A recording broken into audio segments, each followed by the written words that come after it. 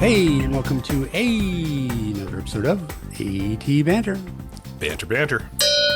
Hey, this is, of course, the pod. That was a really well struck cowbell this morning. Thank you. I have to say, yeah. Thank you very Well much. rounded. You've been practicing. Yeah, I think he has. I think he has. That was the ring. The resonance on that was just. I hear it's all on the follow through. That's right. Yeah. Well, you might have to give us lessons at some point. Hey, this is, of course, the podcast where we talk with advocates and members of the disability community to educate and inspire better conversation about disability. Hey, my name is Rob Minot, and joining me today, as you can well hear, it's Mr. Ryan Fleury. That's master of the cowbell to you. It is Master of the Cowbell. And, of course, what AT Banter podcast would be complete without Mr. Steve Barkley. Oh, hundreds of them. Yeah, well, actually, that's true. I was thinking about that, as I said, plenty, I guess, but whatever. Not today. How are you gentlemen today? Oh, just dandy.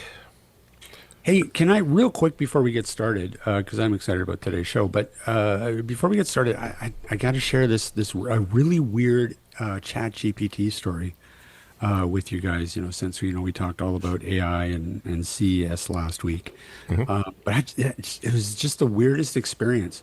So one of the things that I really love about Chat GPT and what I use it a lot for is organizing stuff. Being able to just, give it a bunch of data and then being able to pull things out of that data. It's so much quicker with ChatGPT.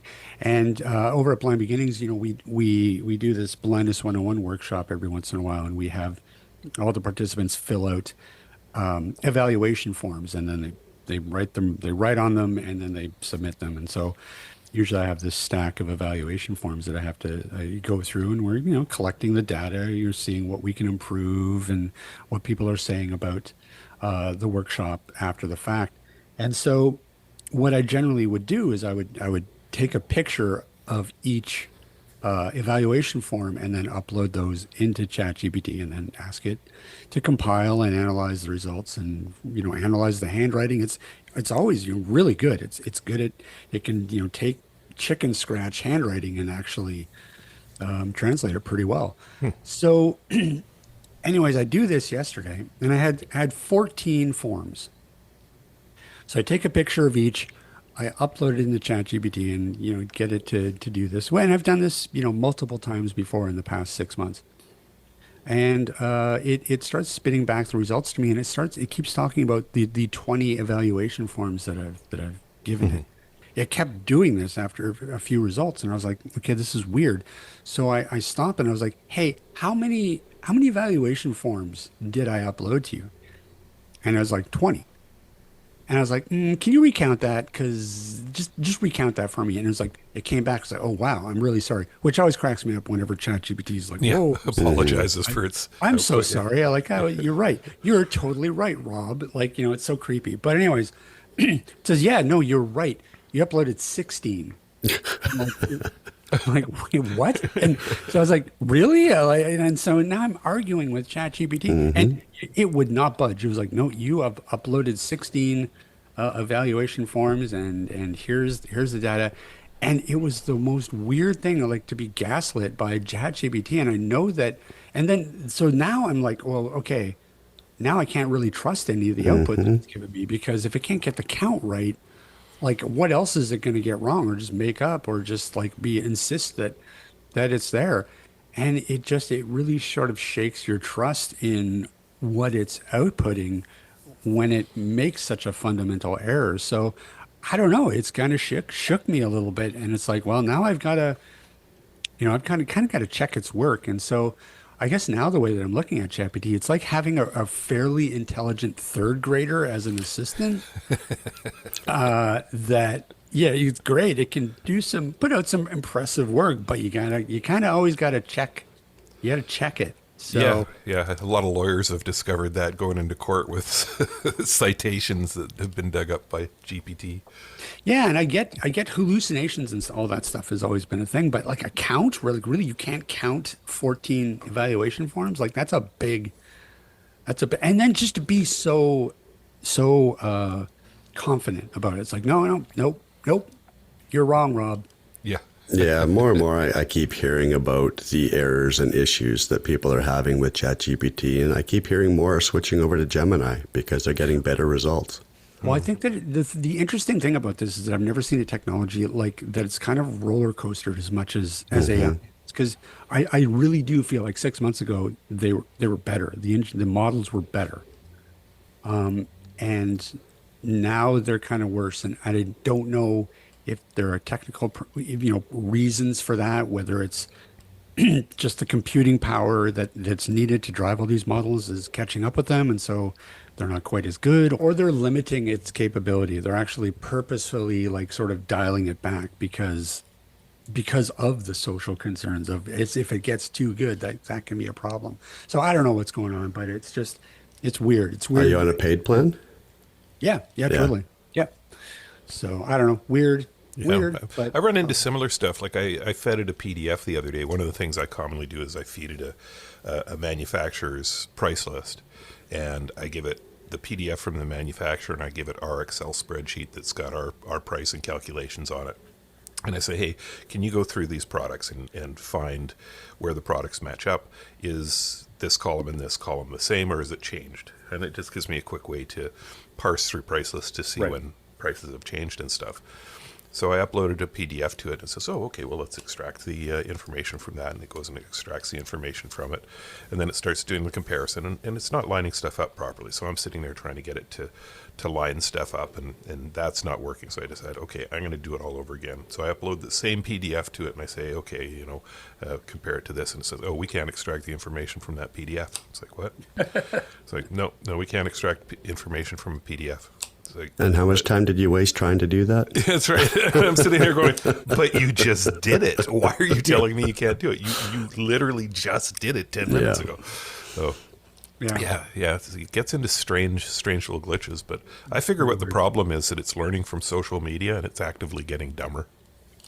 Hey, that could be. The more human knowledge it absorbs, the stupider it gets. Yeah. Yep. There you go. Well, anyways, that's a whole other podcast episode. We go on for an hour talking about AI, and we probably will at some future episode, but that is not why we have gathered here today. So, Tis not. without any more ado, let's get started. Hey, Steve, Yeah, Rob. what week is it? What week is it? Yeah. It's the last week of January. Which, Oh, gee, okay, wait. Okay, what week is it? Like next week? well, next week it's going to be White Cane Week. It is. It is. As people are listening to this, it is White Cane Week, and we wanted to do, I don't know, something to recognize White Cane Week. So, what, Steve, have we decided to do? Well, to be honest, after all these years, I'm kind of surprised we haven't done this before. But today, we are going to have Mellyssa Lyght, who is a senior customer service rep at Ambutech, as well as a buyer for Ambutech. She is coming on to talk all things white canes with us. Thank you very much for having me. I, like Steve, I am actually kind of shocked that we're whatever 10 years into this, and we've never thought of this before. So that just goes to show you that we're no better than ChatGPT. We are like a bunch of third graders as well around here. Yeah. That's okay. The timing's perfect. It works out anyway. That's right. Okay, well, maybe just to get the ball rolling, and it's a bit of a warm up question, but just to start off, maybe tell our listeners a little bit about what you do over there at Ambutech and what a typical day looks like for you. Sure. So, at Ambutech here, we manufacture the canes for the blind. We're in about 80 different countries. We take orders from around the world with limitless varieties of tips and canes. We have a lot of our products built and designed by low vision individuals. So basically what you're getting is a product that has been either tested or designed by someone who is also a cane user, which is really neat. We have the widest variety of products in the world, in the market, and we do also have the widest reach so far. We keep on trying to increase that reach. And we try to get into another country every so often. We break open a new market. So, yeah, it's a really nice place to work. We're very small. Lots of people think that we are this massive company. There's two of us on the order desk right now, with a third coming in. So, and we Wow. take care of thousands of customers every, I would say, every week, every month. We enter orders from 1 cane to 1,000 canes. Whatever people need, that's what we're here for. Yeah, I actually did a tour of your facility a number of years back, probably a decade ago now. Okay. And you are a division of Mellitt Plastics. Can you tell folks a little bit about what Mellitt Plastics does Yeah, beyond what absolutely. Ambutech does? Sure, yeah. So Mellitt Plastics is an injection molding company.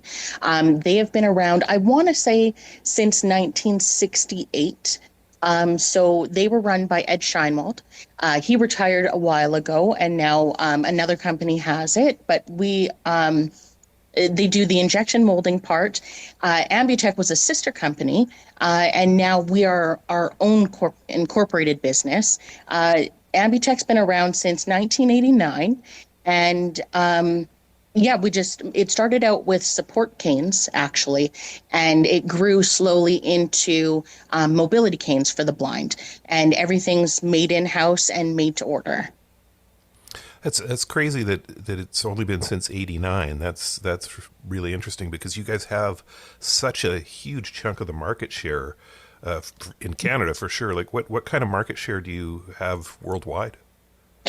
I, to be quite honest with you, I couldn't even begin to tell you. I want to say we have most of it, just because of the variety of canes that we offer and the customization options that we offer as well.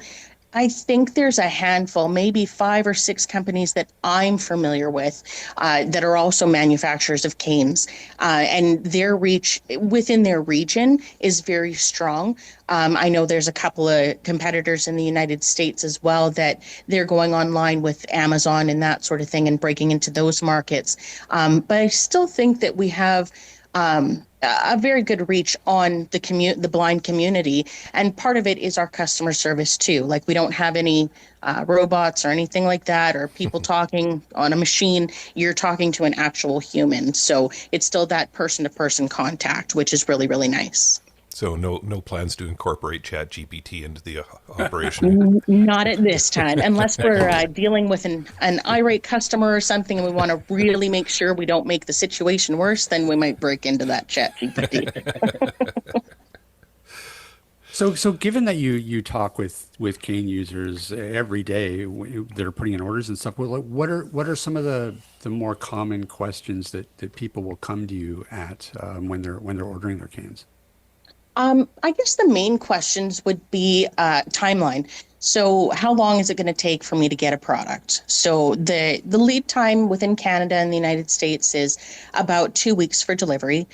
We use UPS for most of our deliveries, and we have about a week to make the cane order. We try to make it less, and then UPS takes about 4 to 5 days for delivery, and that's anywhere in Canada or the US. For European orders or Asia, that sort of thing, anywhere else in the world, it's about 10 to 15 days for delivery. That would be our longest lead time. So that would be the most commonly asked question, is how long does it take to get the product? And then the other question would be, what do you have new? And so we would tell them anything that we have new. Right now, our newest cane is the no jab cane, which has a spring in the handle. And so it's a shock absorber. So if you're walking, if you run into a curb or something, or a right angle, it's not going to jab you in the stomach like a lot of the other canes do. This one will actually absorb the shock to give you that more reaction time so that you can recover and align yourself where you're not going to be running into that curb again. Our newest product for a tip would be our Pathfinder tip. It's a 360-degree tip. It rolls in all directions. It's a bit larger than our rolling ball tip and has two halves that run on an axis. And we found it's really, really well so far. The durability is really, really good. And people either really love it or they really don't like it. It is a bit heavier, but it rolls very smoothly on the ground. We've been showing the no jab cane in our office for quite a while now, and people are just really thrilled with it. And it's funny because it's such a good idea, and it's one of those things that you look at and you go, why didn't we think of that before? You know? Yeah. Yeah, it was actually made by a blind cane user in the States, and John McAteer.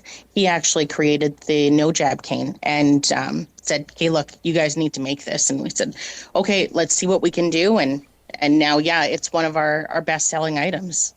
Do you sort of see this as possibly down the road becoming the new standard? Because it also seems like one of those things is like this should just be the base foundation of any cane. Oh, absolutely. I think it's going to progress further as we go on and as more customers are ordering the canes and looking at the canes and what they need for everyday life. I mean, our slogan is mobility, the mobile way of life. So, I mean, we want to make sure that all of our items are going to fall under that slogan and they're going to be designed for people who are going to need them. I can't see that the no jab cane will ever go away. If anything, yeah, it would definitely progress to whatever else we can do with it or bringing it into more products. So it's interesting. You know, the sense that I'm getting is that innovation is sort of very, very key for you guys.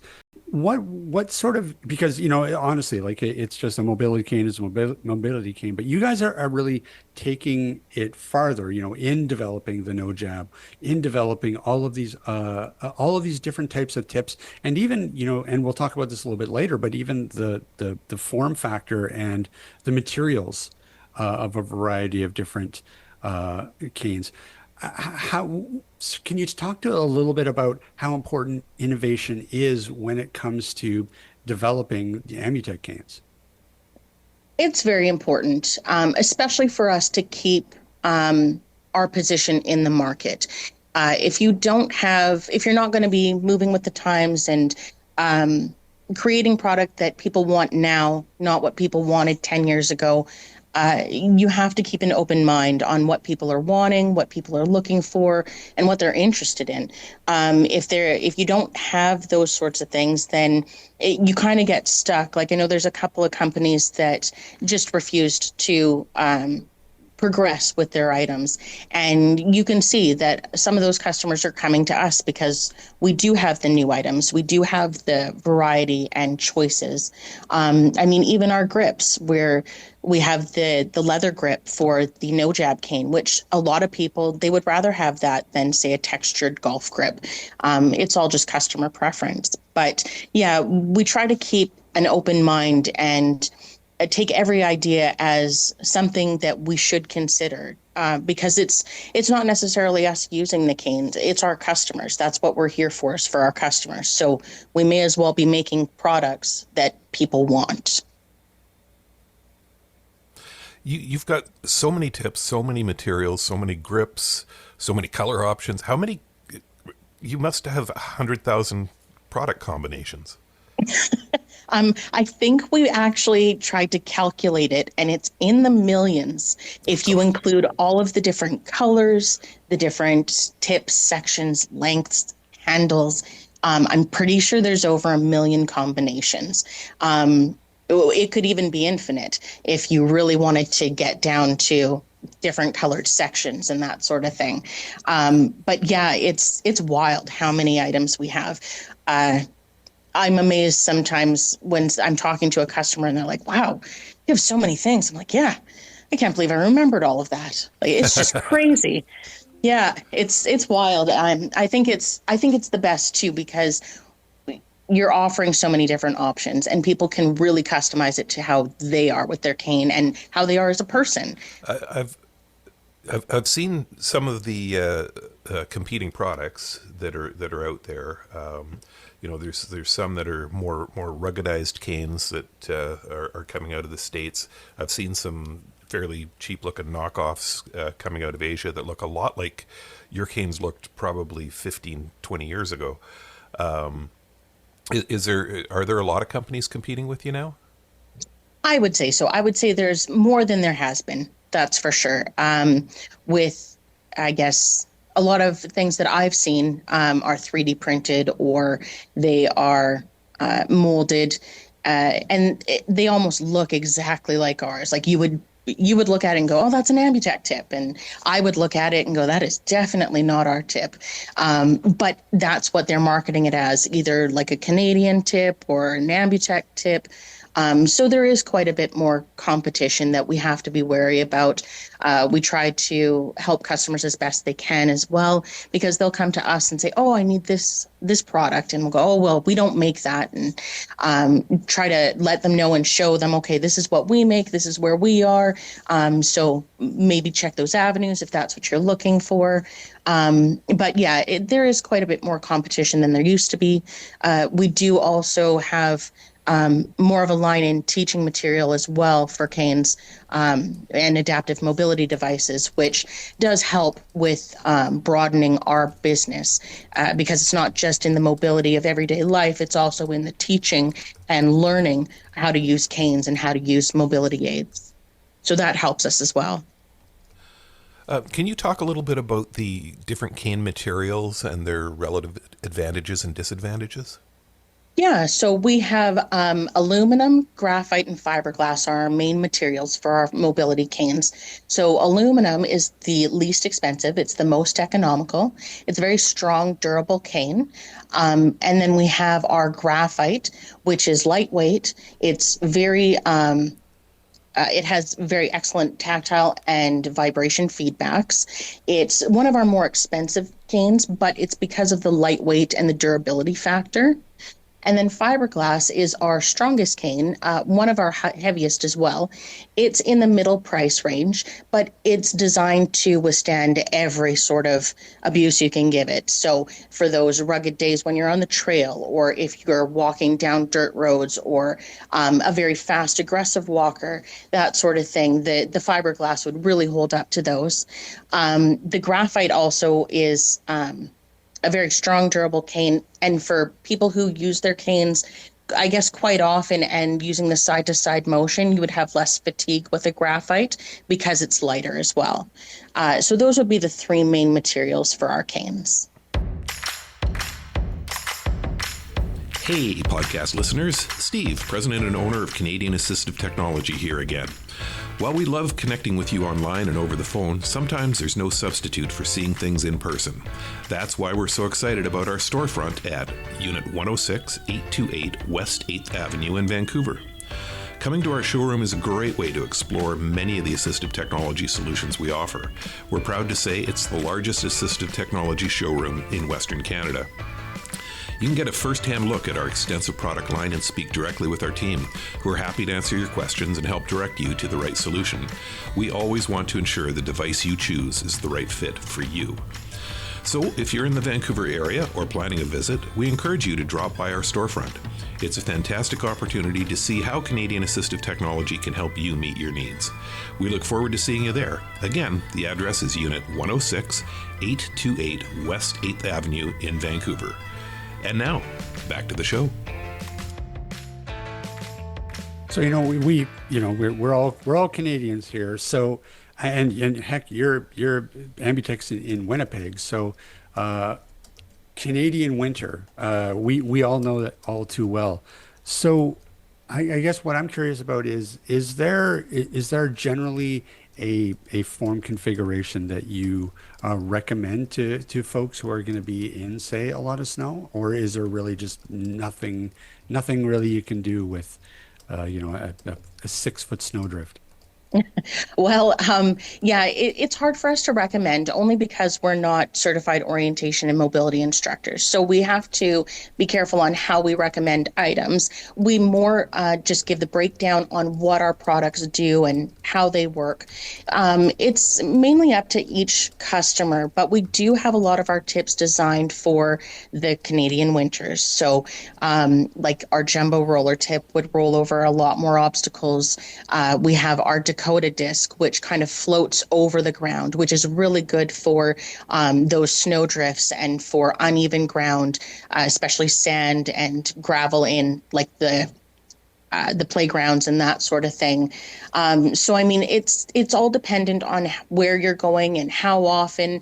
You want to make sure that you're going to have the right cane for what you're doing. We do also have testing where we take our canes and we put them out in -50 and we see how they're going to work afterwards. And same with a tip, like we'll stick it in a snowbank and then we'll drown it in water and we'll just make sure that we can test it as far as we possibly can so that we know where, say, a fail spot would be. So that if a customer comes to us and says, hey, this happened, we can go, oh, yeah, this is what you have to do to correct it, or this is what you should do with that sort of tip. Maybe it's not for that environment, but this environment. So, yeah, we do keep a lot of our Canadian weather in mind when we're making our products and testing them too. So then my question is, we have heated steering wheels, we have heated seats in our car. Where's the heated handles on our canes? I'll write it down for a future luck. Right now, we don't have anything quite like that. I mean, that would be really neat. Wouldn't it? Yeah. Built-in hand awesome. warmer. Nice. Yeah. Yeah. Just a battery powered hand warmer. Oh, You're right. Yeah. Yeah, well, listen, maybe you can like a mug holder as well. Yeah. Hey, that Power would be here. really nice. Yeah. And then that way you don't have to have your other hand full with your mug. You can just attach it to your cane. Why not? Absolutely.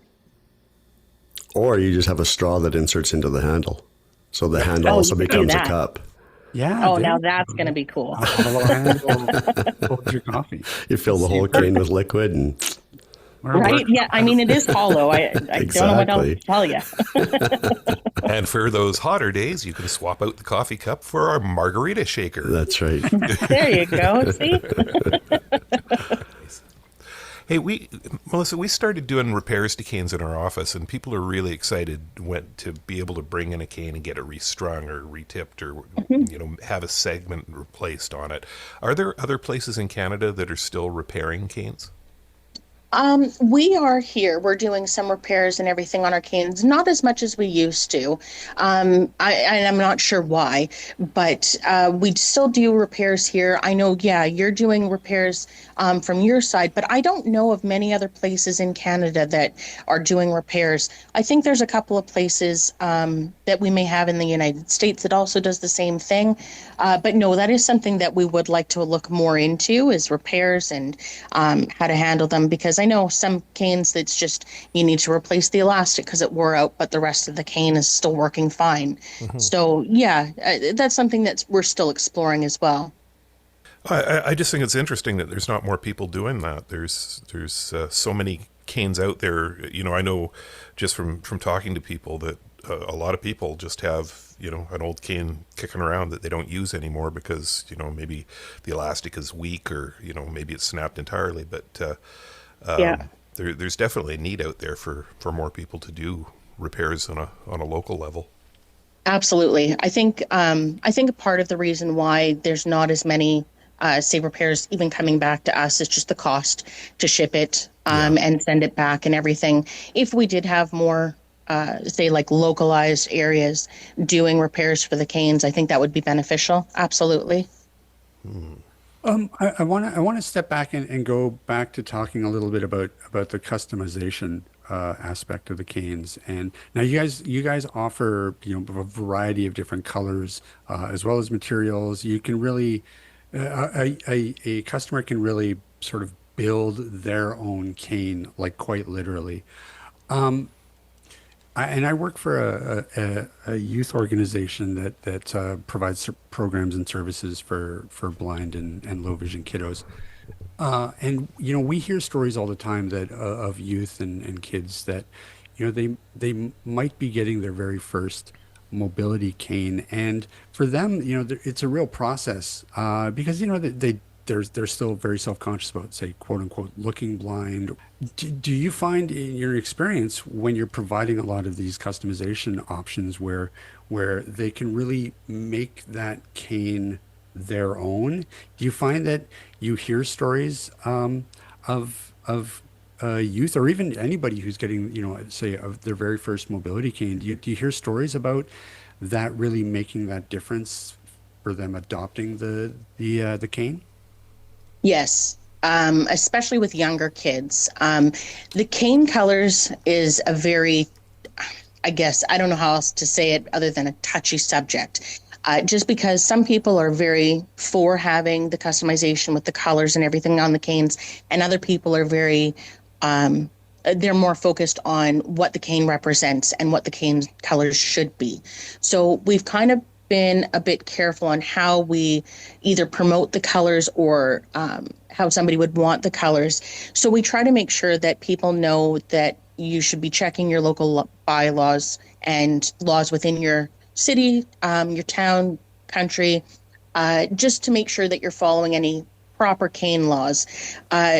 What some customers are doing actually are they're ordering a regular traditional cane, white or white with a red bottom, and then they're ordering a different colored cane for them to use at other times, like say if they're not crossing the street and that sort of thing. So I think a lot of teachers actually will encourage their students to use a cane with, say, a blue grip or a pink grip or green, because then it reflects more of what they want as a child. They don't want to have a white cane with a black handle. So if they can personalize it even a little bit, then they find that the students are more likely to use the canes and want to actually have the cane, because then they can kind of show it off like, hey, look at my green cane. Isn't it so cool? Right. So, yeah, we have a lot of people that do that. We have a lot of even regular cane users that are like, hey, you know what? I'd like to have a different colored cane just to be fun because it's quirky, it's new, why not? And so they'll have a cane that's every color of the rainbow.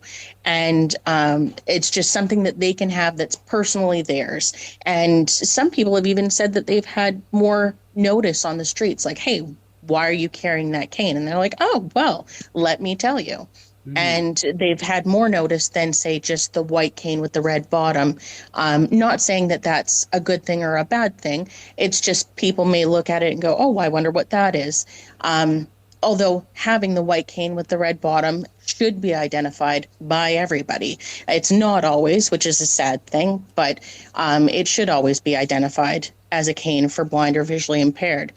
But yeah, we do a lot of customizations. We've done some for weddings as well, where a bride wants it to match their bridesmaids' dresses, or the groom would like it to match their tuxedo. So if they wanted all black cane, well, we've got black tape for it. So yeah, we've got a variety. We have 10 different cane tape colors that we offer. So like your traditional white, red, black, as I had mentioned. We have a purple, orange, pink, blue, yellow, green, and then a sand, like a matte gold, not a metallic gold, but more of like a brass color. So we do have a variety of different colors for the tapes. And then for the grips, we have a baby blue, bright pink, a bright orange, and a lime green. And also actually recently just started with a purple, like a darker purple color. So there's a wide variety of different options. So if somebody wants still the traditional white cane with the red bottom, but they want to have a different colored handle, it's still going to fall technically under that white cane law, which will be nice too. So you can dress it up, but you can still be, I guess, quote unquote, legal. So just doing a quick search, it doesn't look like there actually is a Canadian law that says the cane has to be white if you're blind.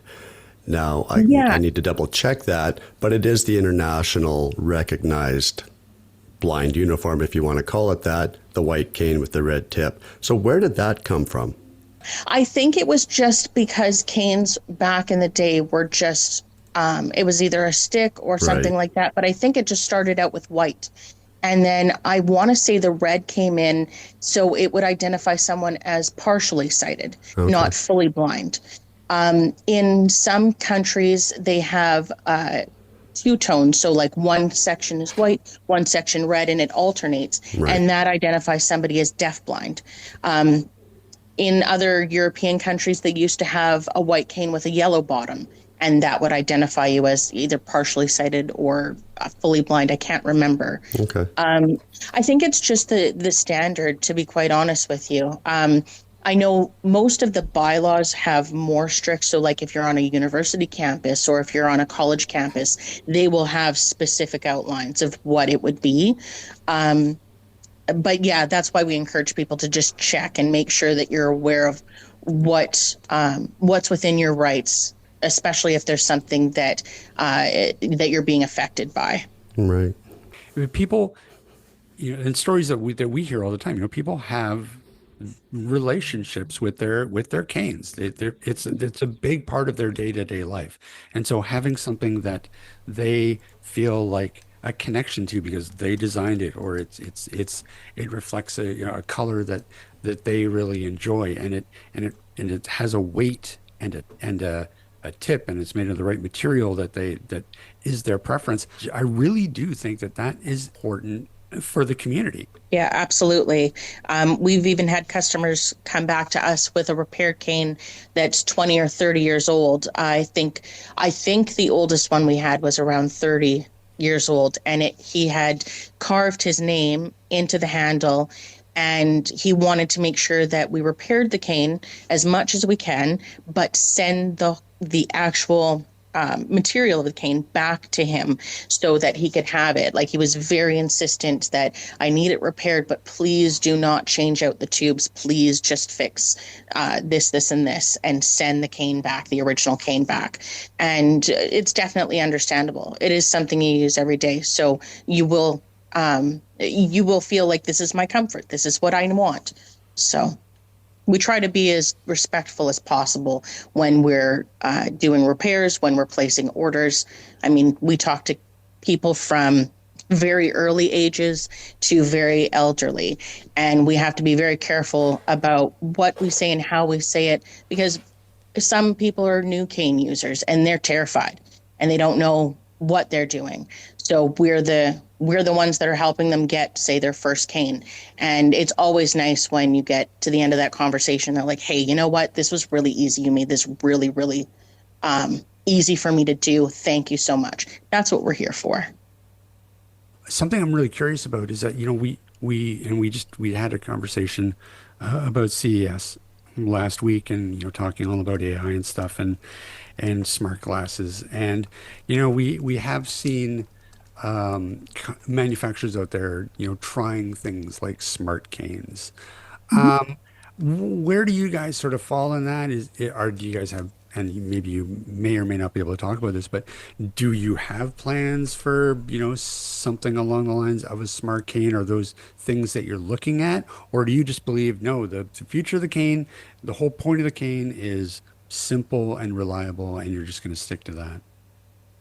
I think we stay out of the technology side of it because we don't have as much as, say, other companies do technologically wise. We have the manufacturing for the canes, and we have all the knowledge and the ability to do that. So we do have customers that use our cane shafts on their electronic devices, but we do have our canes on the WeWalk handles, which is an electronic device, and people do, they seem to really enjoy that. We stay away from the electronic side for, I guess, sensory, just because we're not as familiar with it. But we have every hope that the canes would be technologically advanced, where people could move around safely and not have to worry about where they're going, and just relying on, say, like just your traditional cane. If it can be advanced, we're all for it. We will help anybody that wants to do that sort of thing. So if you want to use our canes and you want to test out something, by all means. It's the best way forward.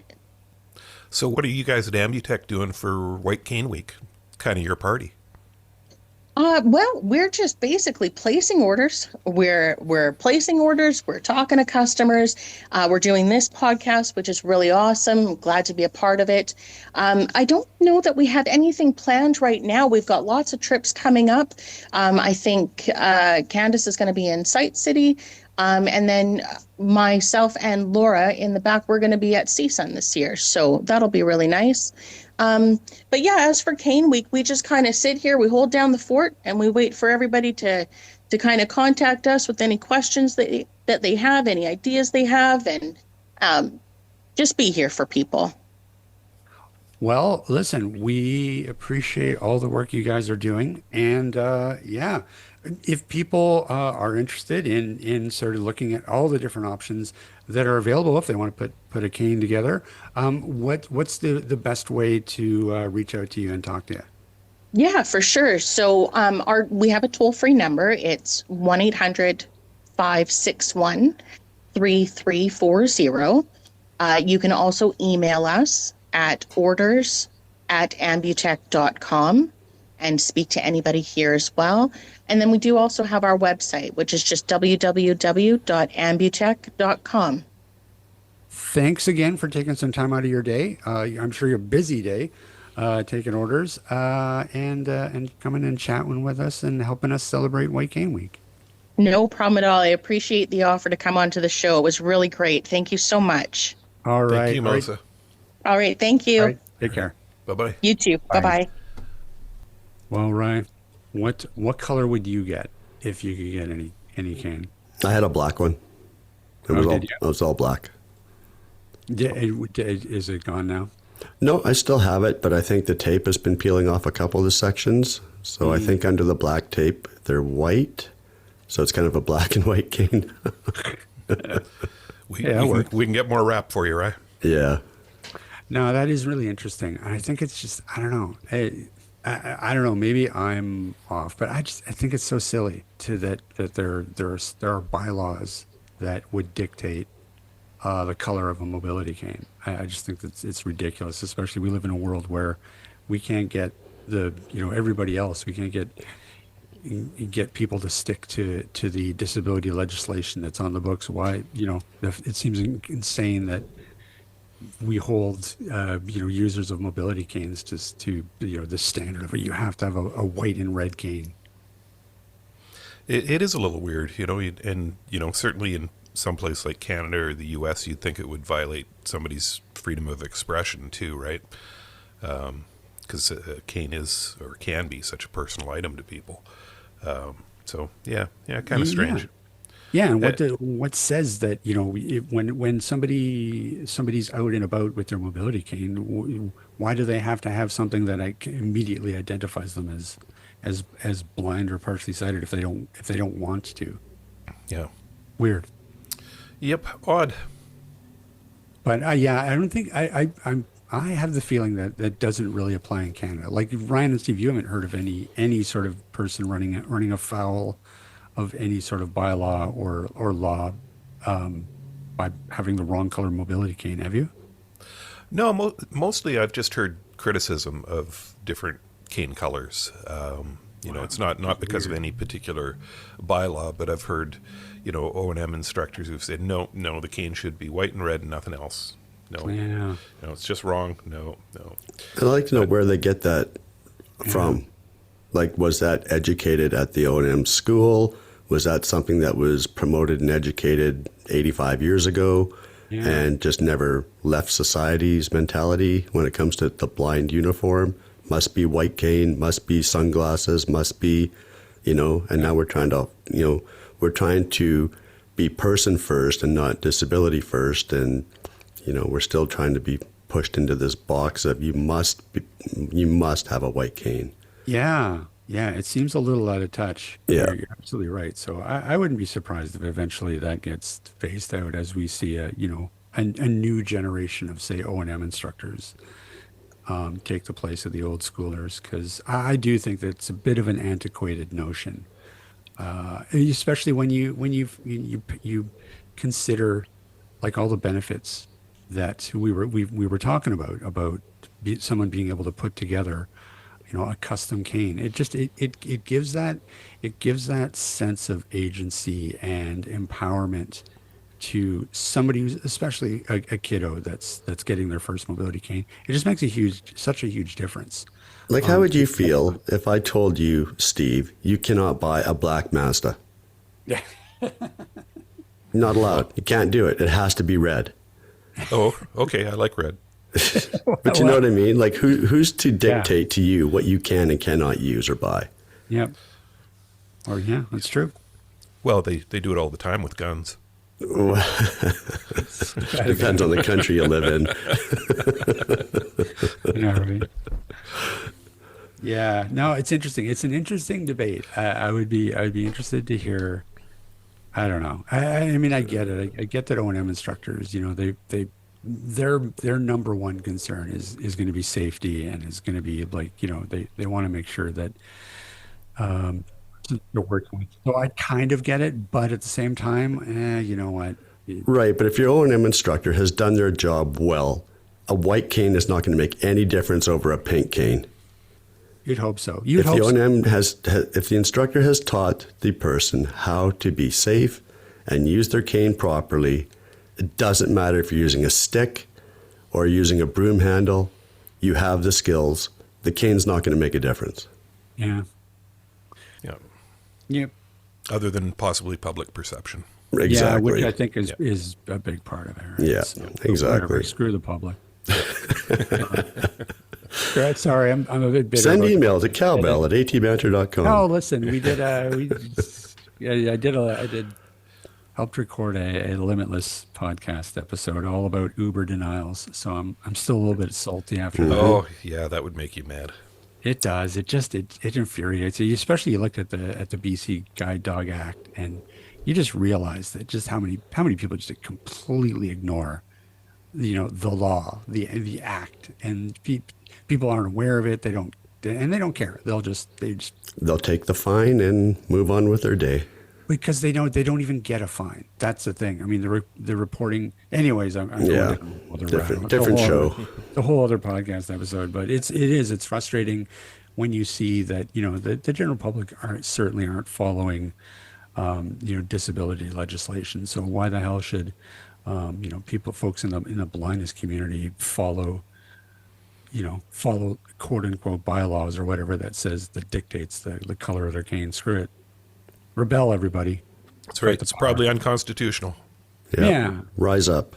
Rise up. After I have a third coffee. Right after my third coffee. All right. boys, Well, we should wrap it up. yeah, let's get the heck out of here. Sounds like a plan. We got things to do. Hey, Ryan, Yeah, Rob. where can people find us? They can find us at atbanter.com. They can see. I heard Ryan fumbling for the drumstick, so I know he's getting ready. That's right. Getting ready, everybody. Getting ready to strike. Winding up. Here comes the big moment. Hey, Steve. Yes, sir. See, I shouldn't have said anything because he's just doing it to spite us. Where? What? They can also know. Wait. They can also drop us an email if they so desire at cowbell at atbanter.com. Again, a really good strike. Thank Good you. strike, but the timing was a little off, I thought. Yeah. Oh, wow. Okay. We're And where can they- getting to be aficionados of this. And Maybe one day. We're holding you to a higher standard after that opening cowbell. That's right. Where else can they find us, Steve? Well, they can find us on the socials, say Instagram and Facebook, for example. Yeah, there you go. All right. Well, I think that is going to about do it for us this week. Of course, happy White Cane Week. Hopefully, everybody's out there having a fruitful and safe week. And yeah, hey, if you need a new cane, Ambutech, get a lime green and purple cane. And somebody set up a petition on the website somewhere where we can promote the use of colorful canes. Yeah. Color for Canes for Canada. There you Yeah. go. And don't forget your hand warmer idea. I know. That's a And great the margarita, idea, isn't and the it? margarita handle one. That was a good one. Too. Yeah. Yeah. All right, that is going to about do it for us this week. Big thanks, of course, to Melissa for joining us, and we will see everybody next week. This podcast has been brought to you by Canadian Assistive Technology, providing low vision and blindness solutions, as well as physical access solutions and augmentative communication aids across Canada. Find us online at www.canastech.com, or if you're in the Vancouver Lower Mainland, visit our storefront at number 106 828 West 8th Avenue in Vancouver. That's one block off Broadway at Willow. You can reach us by phone toll-free at 1-844-795-8324 or by email at sales@canastech.com.